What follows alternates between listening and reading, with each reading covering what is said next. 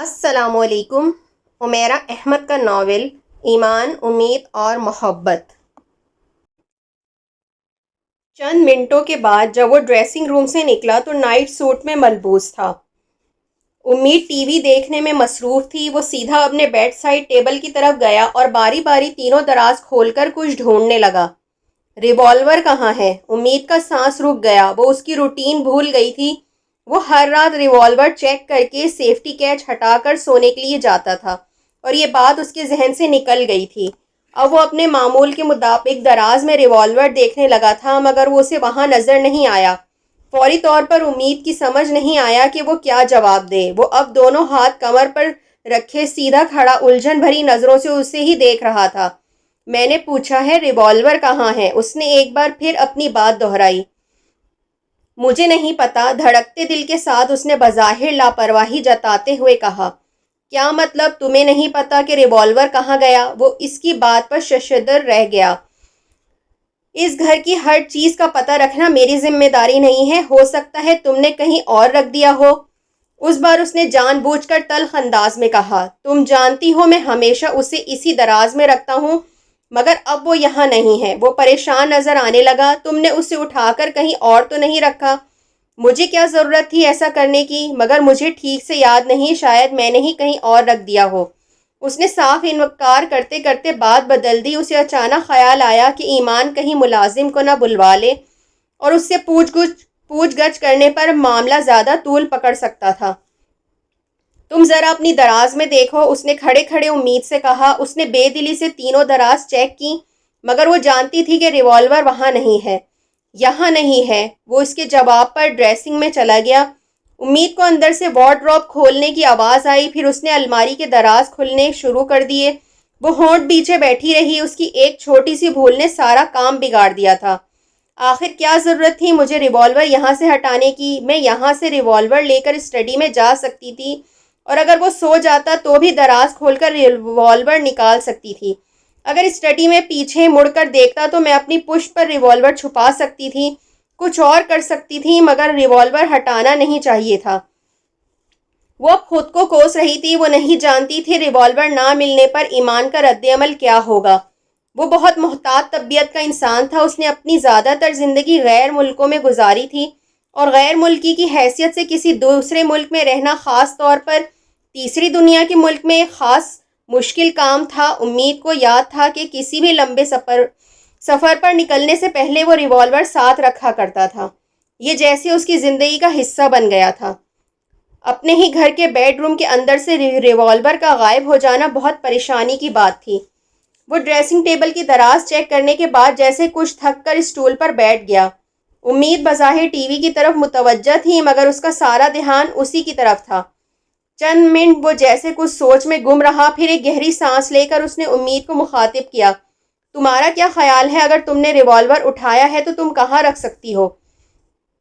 میں نے کہا نا مجھے یاد نہیں، ویسے بھی میری طبیعت پچھلے چند ہفتوں میں ٹھیک نہیں رہی، بار بار مجھے بھول جاتا ہے میں نے کسی چیز کو کہاں رکھا۔ اس نے ہونٹوں پر زبان پھیرتے ہوئے بظاہر سکون سے کہا۔ میری عدم موجودگی میں تم ہر رات ریوالور چیک کرتی تھیں؟ اب وہ اس سے پوچھ رہا تھا۔ نہیں، تمہیں میں نے تائید کر کے گیا تھا کہ ایسا کرنا، پھر بھی تم نے۔ اگر کچھ ہو جاتا تو ریوالور کے بغیر تم کیا کرتی؟ تم جانتی ہو تم اکیلی تھیں۔ تم اتنی لاپرواہ کیوں ہو؟ میری بات تمہاری سمجھ میں کیوں نہیں آتی؟ اس کی آواز میں پریشانی تھی یا غصہ، اسے اندازہ نہیں ہوا۔ امید نے سر اٹھا کر اسے دیکھا مگر کچھ ہوا تو نہیں۔ اس نے بڑی بے خوفی سے کہا۔ وہ اس کے جواب پر گنگ رہ گیا۔ وہ ایک بار پھر ٹی وی کی جانب متوجہ تھی۔ کچھ ہو جاتا تو؟ اس نے تندہی سے کہا۔ تو ہو جاتا، امید کی آواز میں تلخی تھی۔ وہ بہت دیر اس کا چہرہ دیکھتا رہا۔ راولپنڈی جانے سے پہلے تم نے ریوالور دیکھا تھا؟ کیا تب وہ یہیں تھا؟ اس بار امید کو اس کی آواز بہت سرد محسوس ہوئی تھی۔ مجھے یاد نہیں۔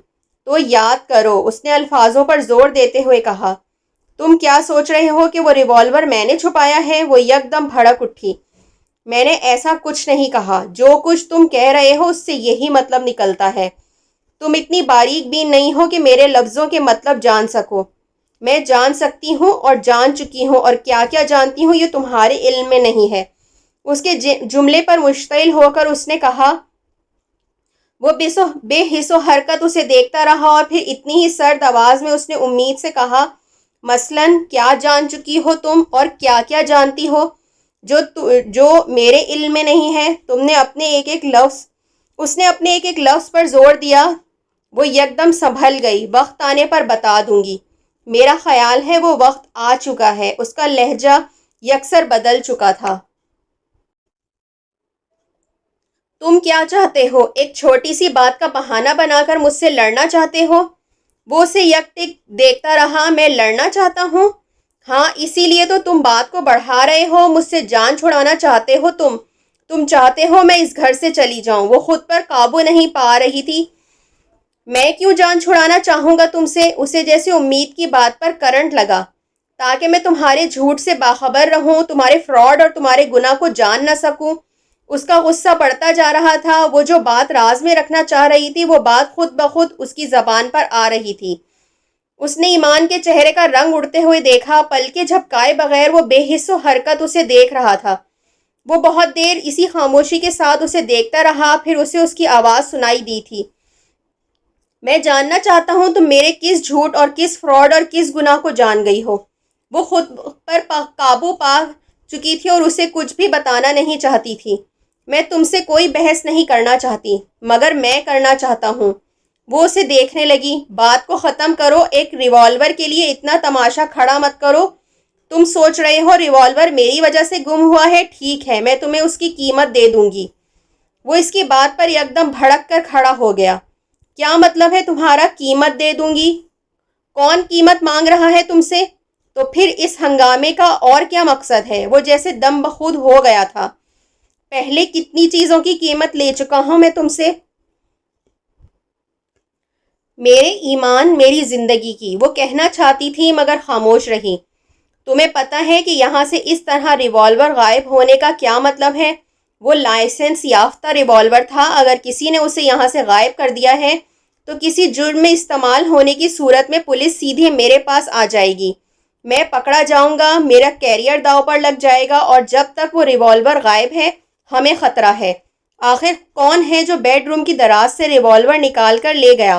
اگر کوئی یہ کر سکتا ہے تو وہ کچھ اور بھی کر سکتا ہے، اور اگر یہ کام ملازم کا ہے تو ہم اور بھی زیادہ خطرے میں ہیں۔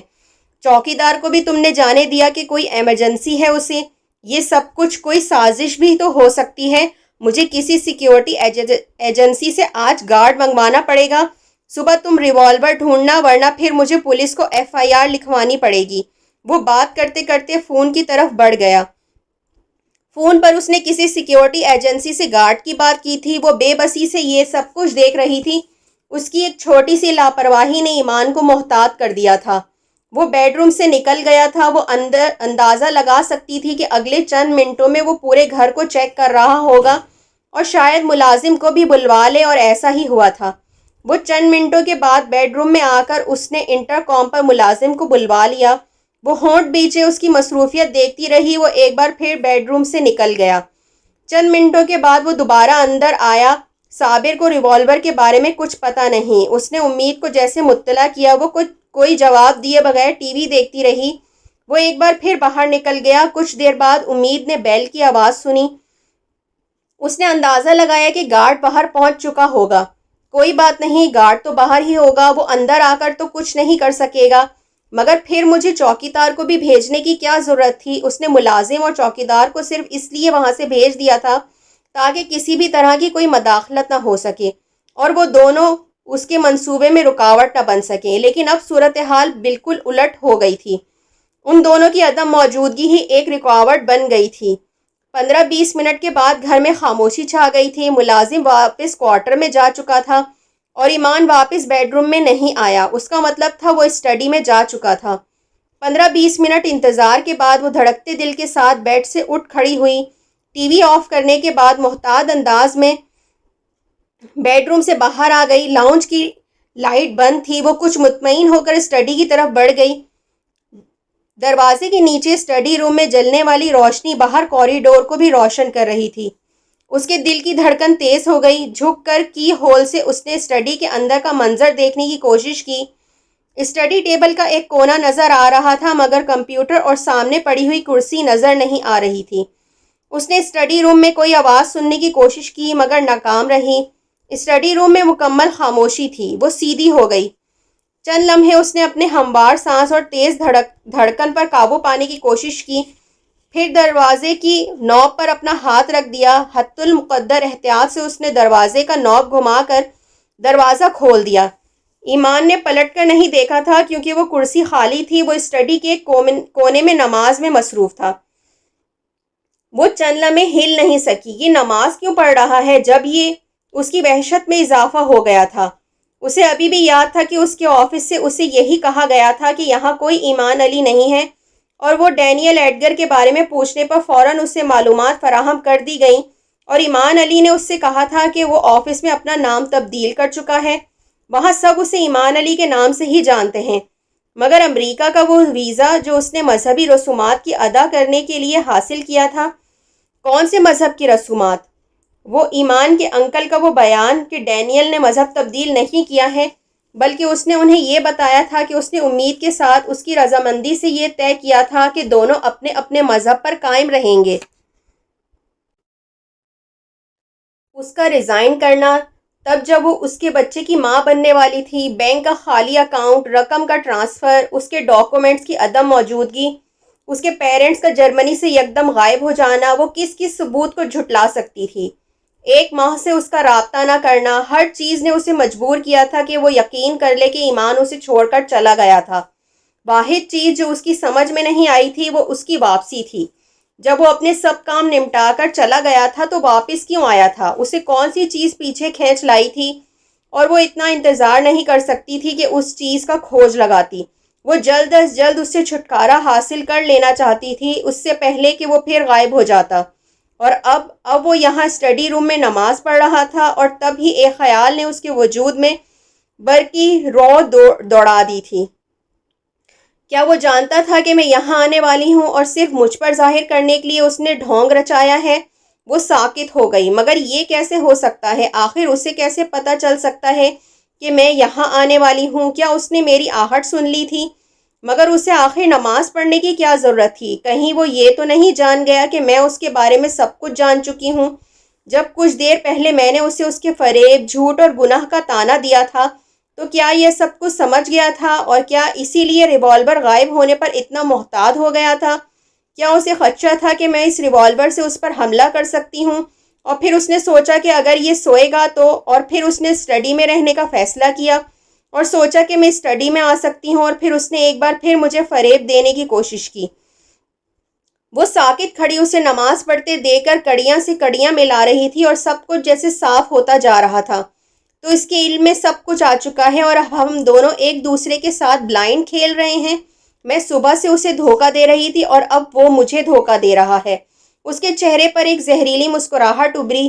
دروازہ بند کر کے وہ اسی طرح دبے قدموں شیلف کی طرف چلی گئی۔ شیلف کے پاس پہنچ کر کتابیں ہٹانے سے پہلے اس نے ایک بار محتاط نظروں سے پیچھے دیکھا تھا۔ وہ رکوع کی حالت میں تھا۔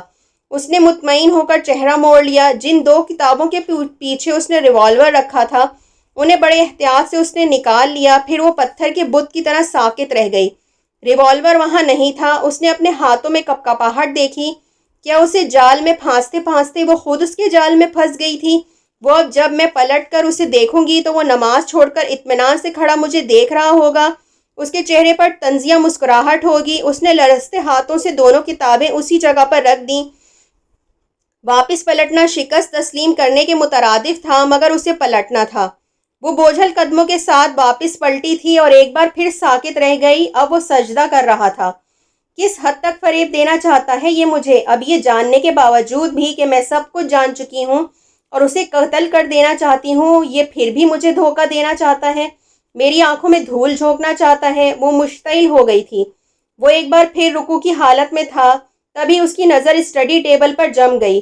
ریوالور اسٹڈی ٹیبل پر پڑا ہوا تھا۔ مزید کچھ سوچنے کے بجائے وہ اسٹڈی ٹیبل کی طرف آئی اور اس نے ریوالور اٹھا لیا۔ اپنے اندر ایک دم جیسے عجیب سی طاقت محسوس ہوئی تھی۔ ریوالور کا سیفٹی کیچ ہٹا ہوا تھا۔ وہ ریوالور اٹھا کر ایمان کی پشت پر آ گئی تھی۔ ایمان نماز پڑھنے کے دوران کمرے میں اس کی آمد اور سرگرمیوں سے بے خبر نہیں رہا ہوگا، یہ وہ جانتی تھی۔ اس نے دھڑکتے دل کے ساتھ دونوں ہاتھ اٹھا کر ایمان کی پشت کا نشانہ لیا وہ سجدے میں تھا۔ آنکھیں بند کر کے اس نے ٹریگر پر انگلی کا دباؤ بڑھا دیا، مگر کوشش کے باوجود وہ گولی نہیں چلا سکی۔ اس نے کچھ بے بسی سے آنکھیں کھول دیں۔ یہ شخص فریب کر رہا ہے، مجھے دھوکہ دے رہا ہے، مگر نماز پڑھ رہا ہے، جائے نماز پر ہے۔ میں اس طرح اسے گولی کیسے مار سکتی ہوں؟ جب میں صبح سے مناسب وقت کا انتظار کر رہی ہوں تو چند منٹ انتظار کر سکتی ہوں، صرف چند منٹ ہی کی تو بات ہے۔ وہ پیچھے ہٹائی کتابوں کی شیل سے ٹیک لگائے وہ ایمان کی پشت پر نظریں جمائے کھڑی رہی۔ وہ اب سلام پھیر رہا تھا۔ امید نے برق رفتاری سے ریوالور اپنی پشت پر چھپا لیا۔ سلام پھیرنے کے بعد اس نے بیٹھے بیٹھے گردن موڑ کر پیچھے دیکھا۔ امید، تمہیں کوئی کام ہے؟ اس نے امید کو مخاطب کیا۔ ہاں، مجھے تم سے کچھ باتیں کرنی ہیں۔ وہ کچھ دیر اسے دیکھتا رہا، پھر گردن موڑ لی۔ میں نماز ختم کر لوں پھر بات کرتے ہیں۔ نہیں، مجھے پہلے بات کرنی ہے۔ تم نماز چھوڑ دو اور اٹھ کر میری بات سنو۔ صرف آخری 2 نفل رہ گئے ہیں، وہ مجھے پڑھ لینے دو۔ تم جانتی ہو ہماری بات بہت لمبی ہو جائے گی اور میں نماز کے دوران میں چھوڑ کر جانا نہیں چاہتا۔ اس نے نیت کر لی۔ اس نے زندگی میں کبھی کسی کو اتنی گالیاں نہیں دی تھی جتنی اس نے اس وقت ایمان کو دل میں دیں۔ کیا ثابت کرنا چاہتا ہے یہ اپنی نماز سے مجھ پر؟ ابھی کیا باقی رہ گیا ہے؟ کون سی جنت کی تلاش میں ہے یہ؟ اس کا خون کھول رہا تھا۔ اس نے 2 نفل عطا کیے، پھر دعا کے لیے ہاتھ اٹھا دیے۔ وہ منتظر تھی کہ وہ دعا کرنے کے بعد اٹھ کھڑا ہو اور وہ اسے شوٹ کرے۔ دعا کرنے کے بعد اس نے کھڑے ہو کر جھک کر جائے نماز اٹھائی تھی اور اسے تہہ کرتے ہوئے امید کی طرف پلٹا تھا۔ وہ ساکت رہ گیا تھا۔ وہ اس پر ریوالور تانے ہوئے تھی۔ اس نے ایمان کی آنکھوں میں بے یقینی سے دیکھی تھی اور اگلے ہی لمحے وہ ٹریگر دبا چکی تھی۔ پھر اس نے ایک بار نہیں کئی بار ٹریگر دبایا تھا۔ کمرے میں کسی دھماکے کی آواز گونجی تھی، نہ ایمان کے سینے پر گولیوں کا کوئی نشان نمودار ہوا تھا۔ ریوالور خالی تھا۔ اسے یقین نہیں آیا تھا۔ اسٹڈی میں ریوالور رکھتے ہوئے اس نے خود گولیاں چیک کی تھیں۔ ریوالور پوری طرح لوڈڈ تھا اور اب تو یہ شخص گولیاں نکال چکا تھا۔ اس لیے کہ میں کیوں قتل کرنا چاہتی ہو تم مجھے؟ اس نے ایمان کے منہ سے سنا تھا اور پھر وہ جیسے اپنے حواس کھو بیٹھی۔ ہاں، میں مارنا چاہتی ہوں تمہیں اور مار دوں گی کیونکہ تم اسی قابل ہو۔ وہ بلند آواز میں چلائی۔ ایمان نے اسے کبھی چلاتے نہیں دیکھا تھا، آج وہ دیکھ رہا تھا۔ میں تمہارے بارے میں سب کچھ جان چکی ہوں، ہر بات۔ میں نے تم سے ایسا کچھ نہیں چھپایا جس کے جاننے پر تم مجھے اس طرح قتل کر دینے کی کوشش کرتی۔ جھوٹ مت بولو اتنا جھوٹ، کم از کم اب تو نہیں جب میں سب کچھ جان چکی ہوں۔ وہ حلق کے بل چلائی۔ کیا جان چکی ہو تم؟ وہ ابھی تک شوق میں تھا۔ تم اس قوم سے تعلق رکھتے ہو ڈینیل ایڈگر، جو منافق ہے، دھوکے باز ہے، جھوٹی ہے، کمینی ہے اور سازشوں میں اپنا ثانی نہیں رکھتی۔ اس کے جسم کو ایک جھٹکا لگا۔ Daniel Edgar? ایمان نے بے یقینی سے زیر لب اپنا پرانا نام دہرایا۔ وہ کہہ رہی تھی، تم نے میرے ساتھ جو کچھ کیا وہ تمہارے خون میں رچا ہوا تھا۔ تم کو تو وہی کرنا تھا۔ آخر کو یہودی ہونا۔ وہ بدلتی رنگت کے ساتھ اسے دیکھتا رہا۔ کیا سوچا تھا تم نے کہ میں تمہارے ساتھ گناہ کی زندگی گزارتی رہوں گی اور مجھے کبھی پتہ نہیں چلے؟ اور پتہ چلے گا تو بھی میں کچھ نہیں کروں گی، سمجھوتا کر لوں گی۔ ڈینیل ایڈگر، تمہارا وجود مجھے کتنا گندا اور مکروہ لگ رہا ہے اس کا اندازہ نہیں کر سکتے تم۔ میں ایمان علی ہوں، ڈینیل ایڈگر نہیں، اور دوبارہ مجھے اس نام سے مخاطب مت کرنا۔ اس بار وہ مشتعل ہو گیا تھا۔ نام بدلنے سے تمہارا کردار بدل جائے گا؟ نام بدل کر کس کو دھوکہ دینا چاہتے ہو؟ میں یہودی ہوں، نہ ڈینیل ایڈگر ہوں۔ اب تم مجھے اس نام سے پکارو گی تو میں تمہارے منہ پر تھپڑ مار دوں گا۔ اس کی آنکھیں سرخ ہو رہی تھیں۔ امید نے ہاتھ میں پکڑا ہوا ریوالور کھینچ کر اس کے ماتھے پر دے مارا۔ ایمان نے بچنے کی کوشش کی، مگر بچتے بچتے بھی ریوالور اس کی کنپٹی پر کچھ اوپر لگا۔ درد کی ایک لہر اس کے سر میں دوڑ گئی۔ تم ڈینیل ایڈگر ہو، ایمان علی کبھی نہیں ہو سکتے۔ وہ ہونٹ بیچے یکدم آگے آیا۔ اب مجھے ڈینیل ایڈگر کہو، اس نے امید کو چیلنج کرتے ہوئے کہا۔ میں تمہیں اسی نام سے پکاروں گی جو تم ہو، ڈینیل۔ اس کے منہ پر اتنی زور کا تھپڑ پڑا کہ وہ فرش پر گر گئی۔ کیا ثابت کرنا چاہتے ہو تم؟ یہ کہ تم بڑے مسلمان ہو؟ میں تمہارے بارے میں سب کچھ جان گئی ہوں۔ میرے منہ پر تھپڑ مارنے سے پہلے اپنے آفس کے لوگوں کے منہ پر تھپڑ مارنا چاہیے تھا، جہاں سب تم کو ڈینیل کہتے ہیں، جہاں کوئی ایمان علی کو جانتا نہیں ہے۔ ایمبیسی کے لوگوں کے منہ پر تھپڑ مارنا چاہیے تھا جو تمہیں ڈینیل کہتے ہیں۔ وہ اٹھ کر کھڑی ہو گئی تھی۔ ایمان یکدم پیچھے ہٹ گیا۔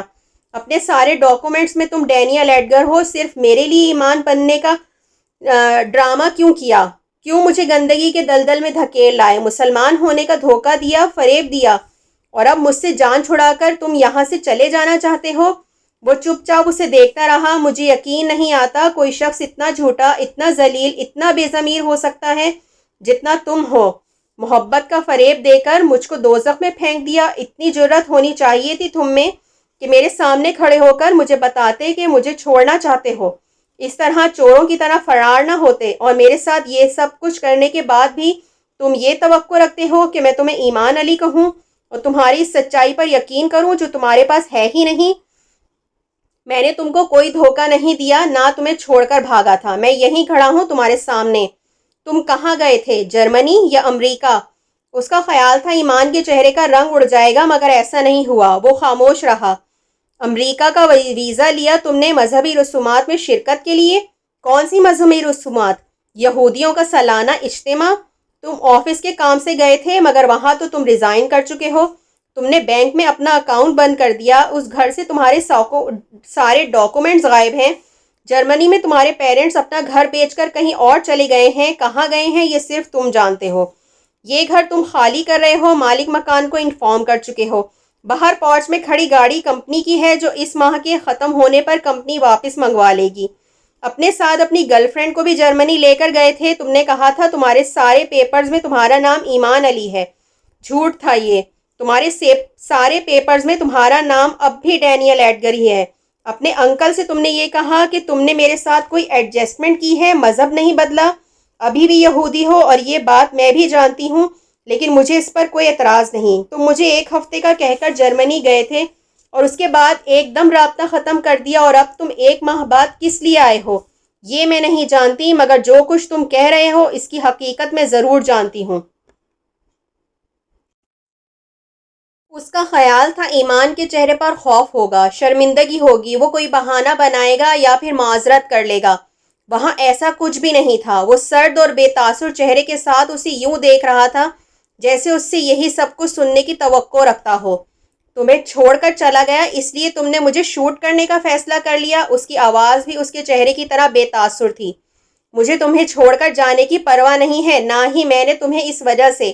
تم نے مذہب بدلنے کا فریب دے کر مجھ سے شادی کی۔ میں تمہیں تمہارے اس گناہ کے لیے مارنا چاہتی ہوں، اور صرف تمہیں ہی نہیں، خود کو بھی۔ ایمان یک ٹک اسے دیکھ رہا تھا۔ اس کی کنپٹی سے بہنے والا خون اب اس کی شرٹ کو بھگو رہا تھا، مگر وہ اس زخم کی طرف متوجہ نہیں تھا۔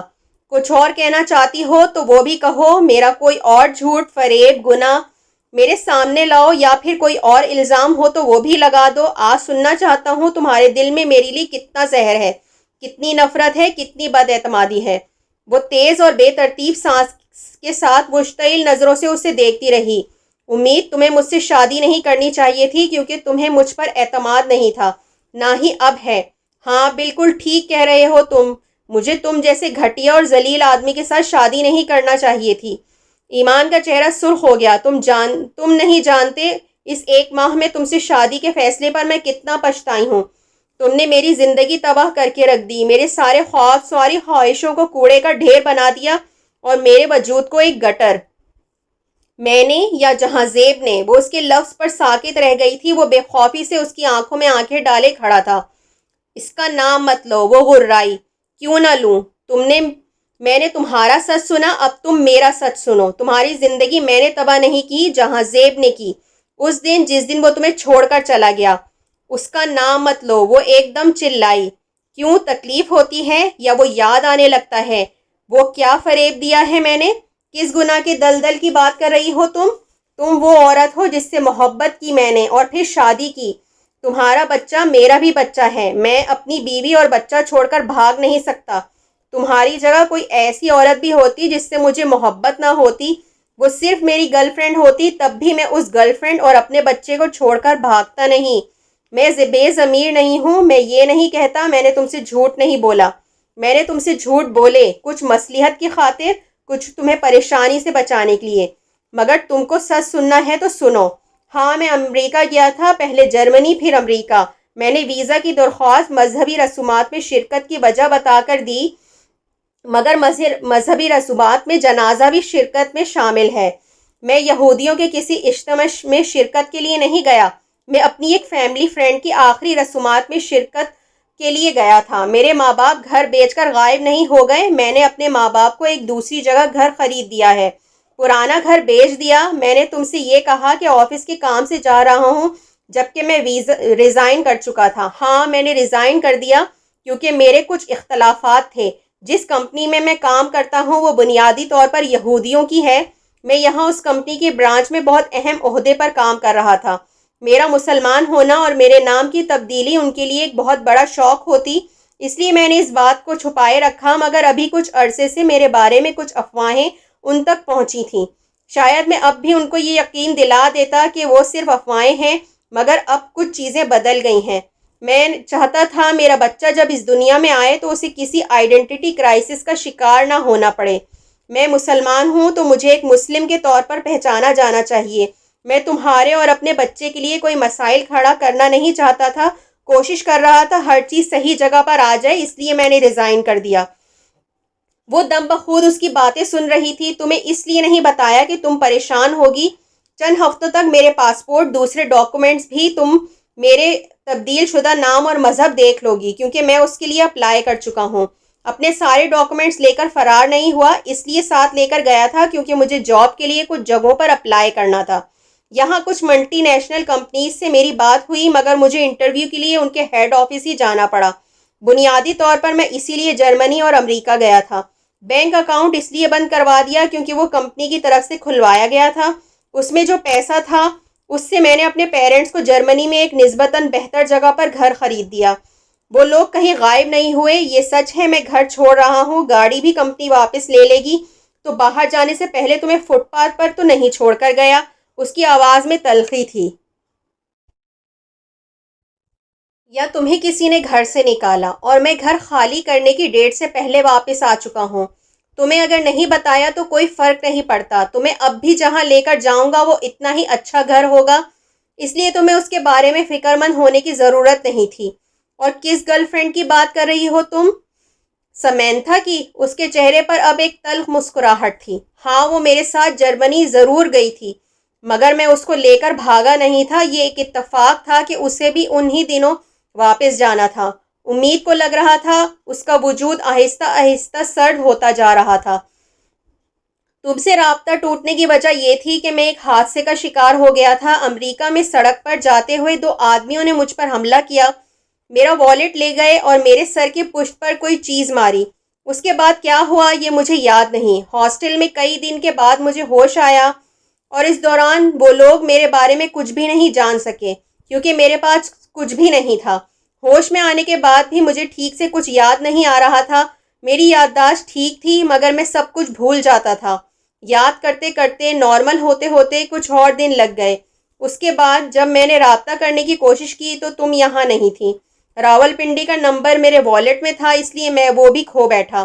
وہاں بھی تم سے رابطہ نہیں کر سکا، مگر میں نے سوچا کہ تم یہی سمجھی ہوگی کہ میں کچھ مصروفیات کی وجہ سے تم سے رابطہ نہیں کر پایا، اس لیے مجھے کوئی پریشانی نہیں تھی۔ ہاں، یاد آیا، تم انکل کی بات کر رہی تھی۔ میں نے ان سے جھوٹ بولا تھا۔ امید، میں نے اپنے ماں باپ سے بہت محبت کی ہے۔ میں نہیں چاہتا اس خبر سے انہیں تکلیف پہنچے۔ میرے مذہب تبدیل کرنے کا اعلان انہیں رشتہ داروں کی نظروں میں بہت بے عزت کر دیتا۔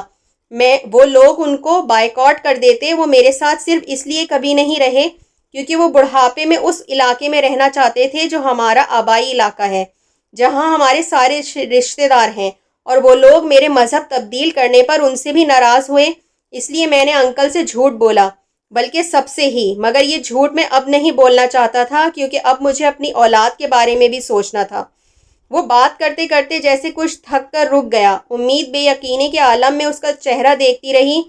اس لیے میں نے انہیں سب کچھ بتا دیا، گھر خرید کر گفٹ کرنے کے بعد، اور اس کے بعد جو ایک ہفتہ میں نے جرمنی میں گزارا وہ میری زندگی کا سب سے تکلیف دہ ہفتہ تھا۔ مجھے پہلے سمجھایا گیا، پھر ڈرایا گیا، اور آخر میں مجھ سے سارے تعلقات ختم کر لیے گئے۔ میں نے اپنے ماں باپ کو مذہب کے بارے میں کبھی اتنا کٹر نہیں دیکھا تھا جتنا اس بار دیکھا۔ انہوں نے مجھے دوبارہ کبھی اپنی شکل نہ دکھانے کے لیے کہا ہے۔ اس بار آتے ہوئے میں اپنی کشتیاں جلا کر آیا ہوں، اور یہ کام آسان نہیں تھا، مگر میں نے ایسا کر لیا۔ اب اگر تم میرے انکل کو فون کر کے ان سے میرے بارے میں کچھ پوچھو گی تو وہ میرا نام گالیوں کے ساتھ لیں گے۔ مذہب تبدیل کرتے ہوئے مجھے لگا تھا یہ بہت آسان کام ہے، مگر یہ آسان کام نہیں تھا، خاص طور پر مجھ جیسے شخص کے لیے جو رشتوں کو بہت اہمیت دیتا ہو۔ اپنے ماں باپ کو یہ حقیقت بتانے کے بعد میں نے ان کا جو رویہ دیکھا اس نے مجھے بہت کچھ سوچنے پر مجبور کر دیا۔ میں سوچتا تھا خون کے رشتے گنوانے کے بعد میرے پاس کیا رہا، مگر پھر مجھے خیال آیا کہ میں حساب کیوں کر رہا ہوں؟ مذہب میں نے سودے بازی کی خاطر تو نہیں بدلا۔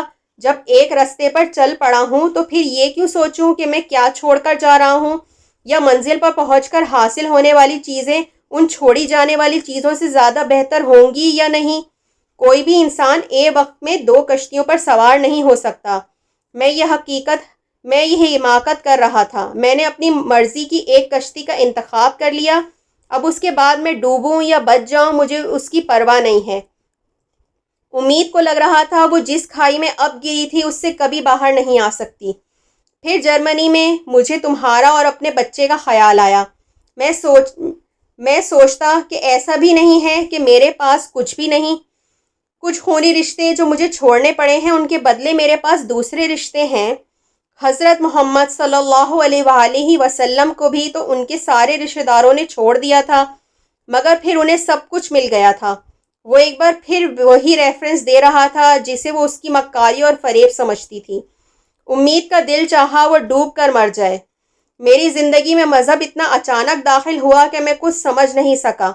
میرا ہمیشہ یہ خیال رہا کہ میری زندگی میں کوئی کمی نہیں ہے، مگر باقاعدہ طور پر مذہب کو اپنی زندگی کا حصہ بنانے کے بعد مجھے احساس ہوا کہ میں کتنی بڑی کمی کا شکار تھا۔ یہ 2 سال میری زندگی کے سب سے اچھے سال تھے، مگر آج تمہارے منہ سے یہ سب کچھ سن کر میں سوچ رہا ہوں میں کہاں کھڑا ہوں، اور میں یہ بھی سوچ رہا ہوں کہ ابھی آگے مجھے کس کس آزمائش سے گزرنا پڑے گا۔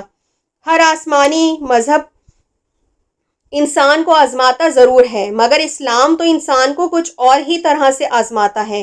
یہ ایسی آزمائشیں سامنے لے آتا ہے جو بندے کو کندن بنا دیتی ہیں یا پھر راکھ کا ڈھیر، اور پچھلے 1 ماہ سے میں بھی ایسی ہی آزمائشوں سے گزر رہا ہوں۔ کندن بننے میں مجھے ابھی بڑا وقت لگے گا، مگر مجھے فخر ہے میں راکھ کا ڈھیر نہیں بنا۔ امید نے اس کے چہرے پر ایک عجیب سی مسکراہٹ دیکھی۔